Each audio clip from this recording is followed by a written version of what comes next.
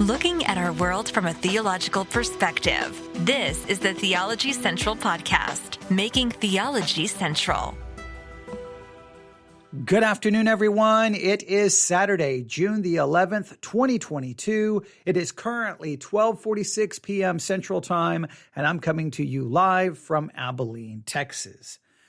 Now, yesterday evening, I don't know if you heard the live broadcast or if you've heard it on demand, I had heard a news update about something involving Israel and Iran and, nuclear facilities. Okay, so there was a number of issues there: Iran, Israel, and Iran's nuclear facilities. All right, and there was some interesting developments there. Now, I just basically turned on the microphone just to give everyone some information, just to give everyone an update. I did not want in any way, shape, or form try to sensationalize the situation, add hyperbole, exaggerate, make crazy predictions, but just more to say, hey, did you hear this report? I thought it was interesting. Do you think it's interesting?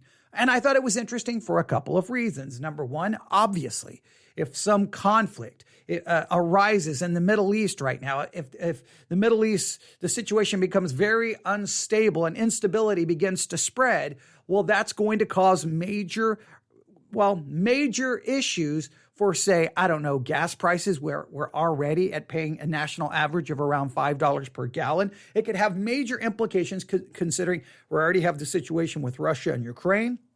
Then if something begins to fall apart and instability begins to spread in the Middle East, it's just going to create more global issues for people all around the world. So just from a very pragmatic and practical perspective, I wanted everyone to know about the report. And also, obviously, anyone who studies the Bible, cares about biblical prophecy, the subject of Israel comes up over and over and over again. Now, I am very aware that there's also a major issue in some prophetic circles, some biblical prophecy, prophetic probably is the wrong term, Bible prophecy circles, that anytime anything happens in the Middle East, anytime anything happens involving Israel, they're like, this is it. The rapture is about to happen. The Antichrist is going to be revealed. The temple is going to be rebuilt. And they make lots of sensational claims, and then nothing actually happens. And they just wait, 4 months, 3 months, 6 months later, and then they make more sensational claims.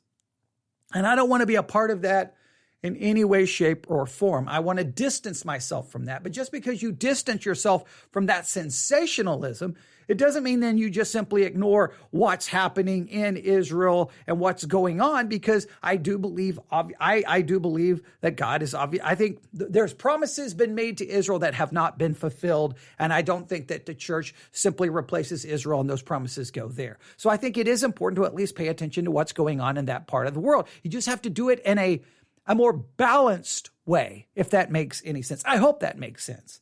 So here's what happened. I was just looking around at some different news sources, and I came across a news article. I'm like, whoa, wait a minute. That was posted when? That was posted yesterday at 12 p.m. I did not see this till this morning. And I'm like, well, this very much relates to what we talked about yesterday evening. So here's what we're going to do.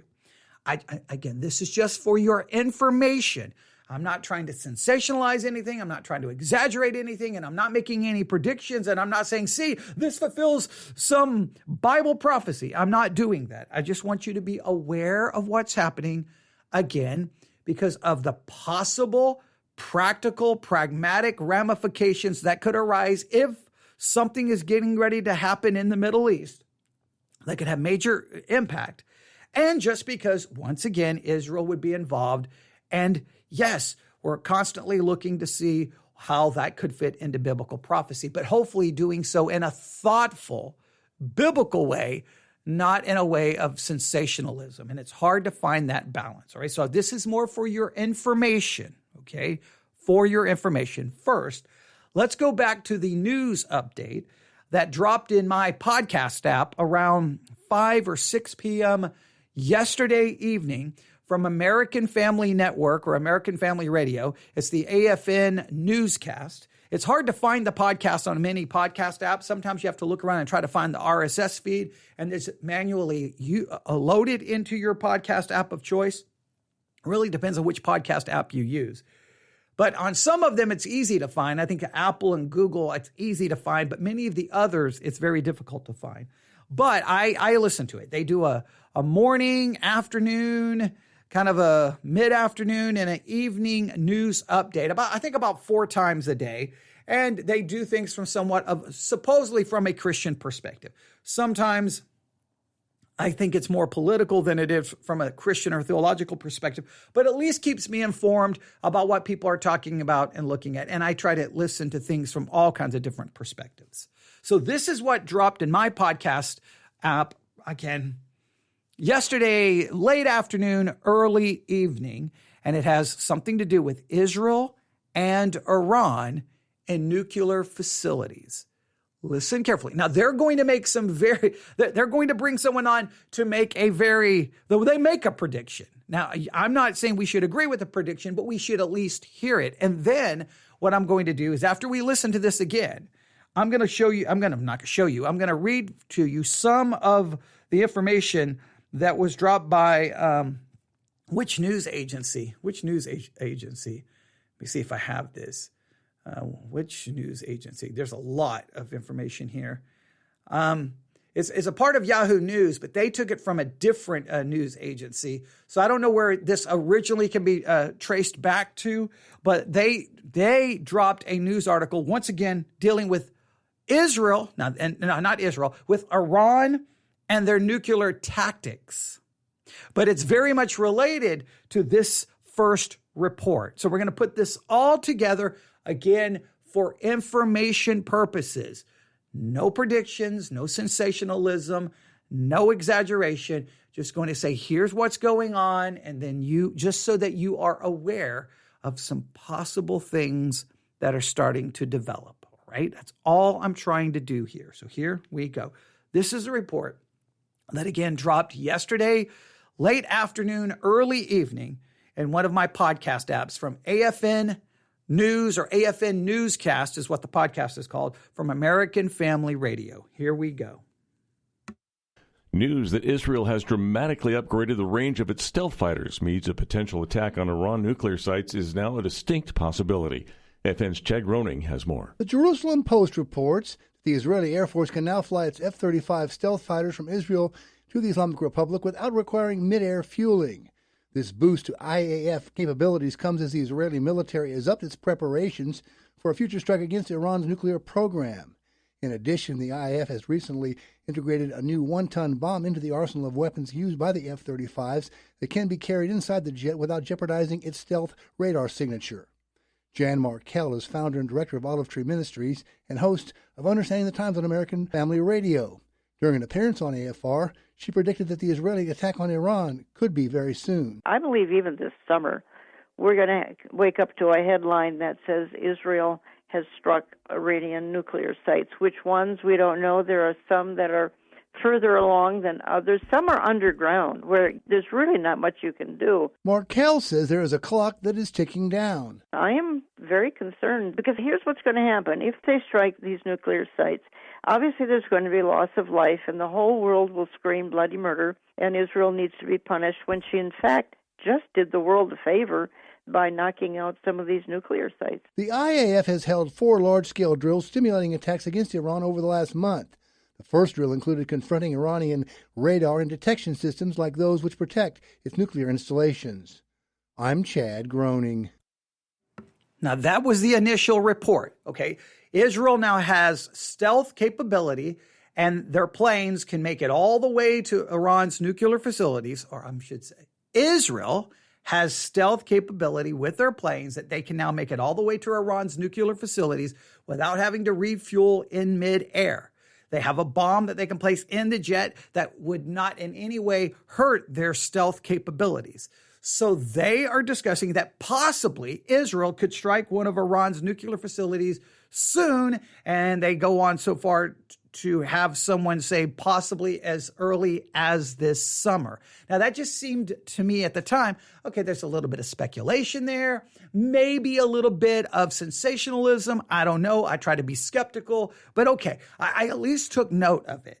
Then I wake up today and I see this headline.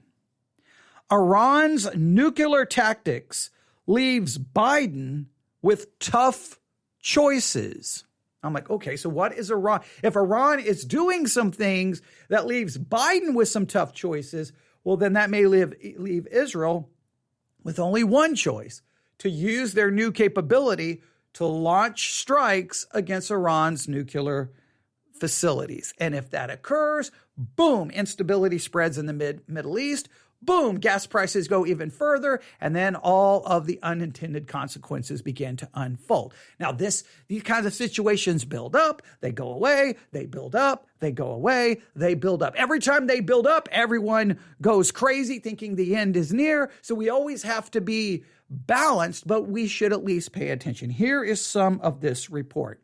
A flare-up in tensions between the UN nuclear monitor and Iran this week has left President Joe Biden in an increasingly tight jam.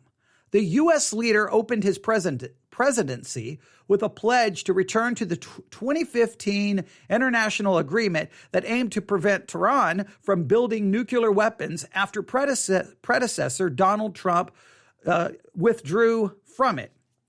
Negotiations to restore that agreement have been at an impasse for 3 months over the very last details. Without a deal, and Iran ever closer to nuclear breakout, Biden has a tough choice: to make more concessions to Tehran and be accused of weaknesses by Republican opponents ahead of a midterm election, or declare the talks dead, which could spark a new Middle East crisis. Well, what could really spark a new Middle East crisis if Biden basically like, okay, the talks are dead, we can't do anything, and Israel's like, okay, we will. We've got the stealth capabilities. We've got a bomb that we can carry there that can do massive damage to these Iranian nuclear facilities. We're going to do so. Then, well, you would have a Middle East crisis. Rafael Grossi, head of the International Atomic Energy Agency, said Thursday that Tehran's removal this week of 27 cameras monitoring its nuclear sites could deal a fatal blow to negotiations. So if they're removing cameras now so that you can't see what's going on. I'm telling you, Israel is not going to sit by. So now you can see maybe why that report is making a prediction that by the end of this summer, we're going to wake up to headlines that saying Israel struck Iran's nuclear facilities. They go on to say, at this stage, things can go either way, said Ali Vaez of the International Crisis Group. The tensions of the past few days could potentially stir leadership in Tehran and Washington to take the deal that is on the table. Or, he said, it's the first step in another cycle of escalation. And from this point on, it would only get worse. Worse could mean Tehran moving ahead to build a nuclear weapon, and its opponents like Israel and U.S. hardliners demanding hard action to prevent that. The talks in Vienna between Iran and the major powers resumed last year at Biden's impetus, with the U.S. willing to rescind sanctions in exchange for Tehran returning to full implementation of the 2015 Joint Comprehensive Plan of Action. But at the edge of a deal, 3 months ago, the talks stalled due to, according to U.S. officials, to final demands by Iran unrelated to nuclear issues. Meanwhile, officials say Iran has pushed ahead with uranium enrichment operations that take it close to weapons capability. Please note, taking it close to weapons capability. Everyone has always said Israel will not allow that to happen. That if they get right there close to weapons capability, Israel is going to do something, and now they can do so well with stealth planes that can make it all the way there without having to refuel in midair and carry a bomb that cannot be detected by radar. This gives Israel a capability that it appears, according to the report yesterday, that they did not previously possess, making it even more likely that Israel will do something, especially if these talks completely break down. Meanwhile, officials say Iran has pushed ahead with uranium enrichment operations that take it close to weapons capability. The situation deteriorated this week when members of the IAEA censored Iran for not cooperating. A day later, Iran removed the 27 cameras.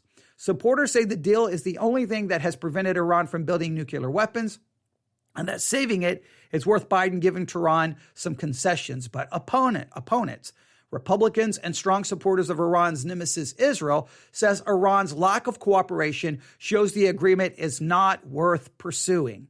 If Tehran's accelerated uranium enrichment operations are not sufficient to get the Biden administration to change course, what will?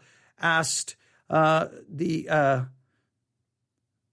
someone of the Foundation of Defense Democracy's think tank, which opposed the agreement.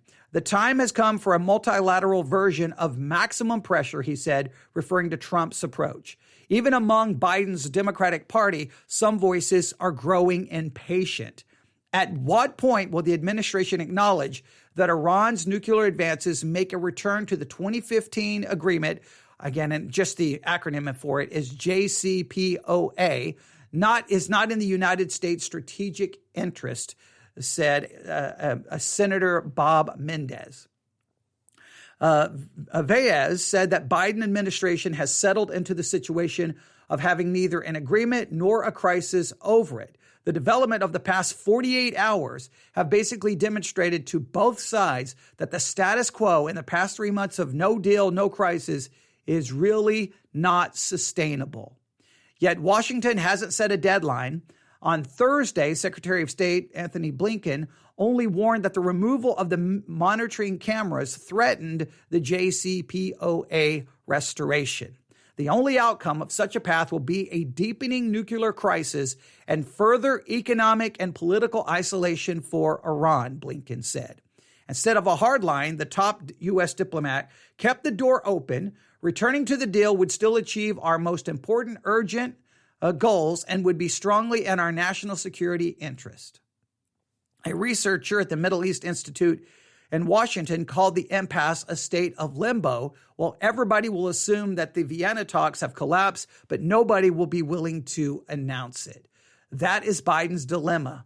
If they declare the talks over and conclude that Iran has imminent nuclear weapons capability, Washington could be forced into taking direct action against Iran or support action by Israel. These are two clocks ticking, putting a lot of pressure on the Biden administration. One is the clock on Tehran's actual nuclear technology, and the other, there's a political clock of the congressional elections in November that could deeply erode Biden's political clout. So we have politics. We have Iran on the verge of a nuclear weapon. We have Israel with now capabilities that they can get using stealth technology, get their planes all the way to the nuclear facilities and not be detected and not having to refuel in midair, making it even more likely that they would strike. You have an impasse. You have a lot of things developing, and it's all been developing over probably the last week. And it's not getting a lot of attention because clearly there are a lot of other things going on in the world that are demanding a lot of attention. So while a lot of people are looking at this issue and this issue and this issue, here's this issue that's building that most people are not paying attention to.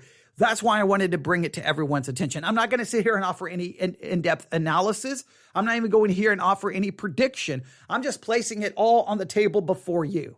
All right? So let's make it clear. Iran is inching closer and closer and closer to basically having a nuclear weapon.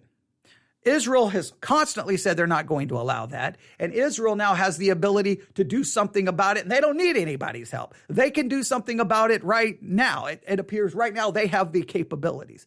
The Biden administration wanted this okay, no agreement, no crisis. We're just going to try to keep everything in limbo and just make everyone happy. But that's not sustainable anymore. The clock is ticking. Either the agreement is not going to happen, the talks are dead, and Iran moves forward, or you're going to come up with some agreement that hopefully will appease Iran and stop them from moving forward to a nuclear weapon. In the meantime, Israel's sitting there watching to see what will happen. I don't know what's going to occur. American Family and their report, they clearly predict that they think something will happen over, well, it's June the 11th. By the time August is over, somewhere by the end of August, they think Israel will strike. And if you're already paying $5 a gallon, $5.20, even if you're just paying $4.80, $4.90, what can you imagine what happens if the Middle East, just complete instability begins to spread and we end up in some kind of a military conflict building between Israel and Iran? What does that mean for the global economy? What does that mean for what does it mean for so many other issues as well? It is something to watch. I'm not going to go full-blown news coverage here because I try to balance this out. We do some news commentary, but we try to focus on, theology, Bible studies, devotionals. We try to focus more on that, try to keep it balanced, but we can't just ignore what's going on in the world, right? I mean, hey, look, if you have a microphone, I think it's important to talk about what's happening in the world, hopefully from a biblical and theological perspective. Now, just be careful.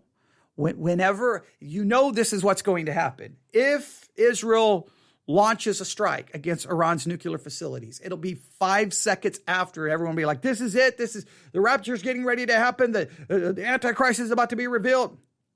All those kinds of just sensational Bible prophecy programs will go crazy with it. It will be, who knows? I mean, I saw this going all the way back to the first Gulf War. Christian bookstores, all kinds of books about this is it. Babylon's being rebuilt and Saddam Hussein is going to basically be the Antichrist and all these crazy claims. Of course, nothing happened. Then after 9/11, more crazy claims. And just every time you turn around. And at some point, you would think it would stop being effective, but it's never. Look, they sell books, they sell DVDs, they sell all kinds of things, and it always becomes a way for ministries to make lots of money. So I just want you to be careful, not fall for all of that. Just by all means, take it seriously. By all means, look at it. By all means, pay attention, but just don't get caught up and the sensationalism. It's a balance there, right? You don't want to just say like, it doesn't matter, right? I mean, I guess if your theological perspective is Israel doesn't matter, they're finished, they've been replaced by the church, we don't care what. I mean, if you have that theological perspective, then I guess you don't matter. But you don't have to go, look, you don't have to go all the way to that theological perspective and at the same time, so you don't have to go to the theological perspective, Israel's been replaced, they're done with. You don't have to reject that and go all the way to crazy sensationalism and Bible prophecy craziness. I think there's a biblical balance. I think God's made promises to Israel that have not been fulfilled, and I believe they have to be fulfilled literally. How that's all going to play out, there's always discussions and disputes within the Bible, within Bible prophecy circles about that. But just because something happens with Israel doesn't mean everything's getting ready to occur according to your system of eschatology. I think just wait and see what happens. No matter what's going on in the world. Doesn't matter if it's Russia, Ukraine. Doesn't matter if it's domestically. Doesn't matter what's happening in the world, how it may be seemingly to spiral out of control. It may seem crazy. Just remember, we can't allow any of that to distract us from first and foremost living out our Christian life, trying to bring God glory, trying to obey the scripture, grow closer to him, and our responsibility to disciple others, and our responsibility to preach the gospel and bring people, and hopefully God will use that preaching to bring people to salvation so that there are more people to disciple. Doesn't mean we don't pay attention. It just means we can't allow it to distract us from what we're supposed to be doing. It's hard to maintain that biblical balance. It really is. But that's the latest. I hope that's beneficial. I hope that's helpful. And we will, I know you're probably, but you should say more. No, because then it just slides over into speculation, right? Israel now has a capability that it seemed previously they did not, or at least wasn't previously known, meaning that they seem to have the capability now to launch an attack upon Iran's nuclear facilities. And talks seem to be breaking down between the U.S. and Iran as well. They turned off cameras, and it seems like that they are moving, well, more and more, closer and closer and closer to those nuclear capabilities. And if U.S. won't do anything, you almost know Israel will. So that's the latest. As of right now, I bet you there's even more information out there about what's going on. I'm going to keep my eyes open. I'm going to keep my ears to the ground. I'm going to keep making sure I subscribe to every news podcast on planet Earth. And if I hear any reports, we'll talk about it here. And if something happens, we'll try to offer a balanced perspective, avoiding a lot of the craziness. That's what I can promise you.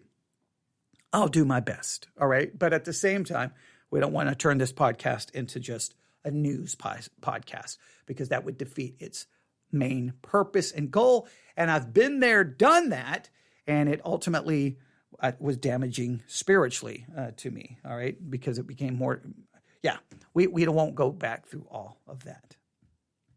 Okay? Does that make sense? Or we're going to try to maintain that balance. All right, thanks for listening. You can email me your thoughts on the entire situation, newsif@yahoo.com, newsif@yahoo.com. If you're on YouTube, feel free to place your comments there, and we'll wait and see what happens. All right, pray. That's the one thing you can do, pray, because we don't want to see death, bloodshed, destruction, instability, and global chaos and global economic pain for everyone. There's much to pray about in the world right now. There's plenty to pray about. If you're like, I don't know what to do, pray. Pray and fast. If there's ever a time for prayer and fasting, just look at the world around you. You say, I don't know what to do. Live out your Christian life. Disciple anyone and everyone you can find around you who claims to be a Christian. Anyone who's not a Christian, do your best to present the gospel to them. In the meantime, pray and fast. Those are some things we can always be involved in. All right. Thanks for listening.